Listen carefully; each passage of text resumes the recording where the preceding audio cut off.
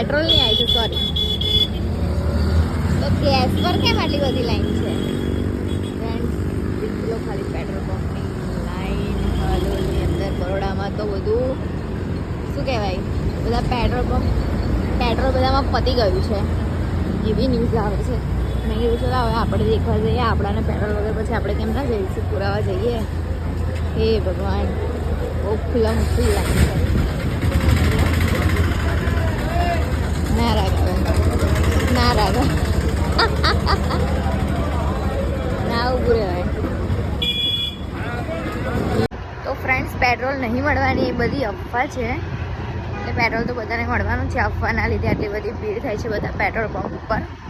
અમે હમણાં જે પેટ્રોલ પંપ પર ગયા હતા ત્યાં પૂછ્યું તો એમને કીધું કે આ તો અફવાના લીધે આટલી બધી ભીડ થાય છે, બાકી એવું કશું છે નહીં, પેટ્રોલ ફૂલ છે.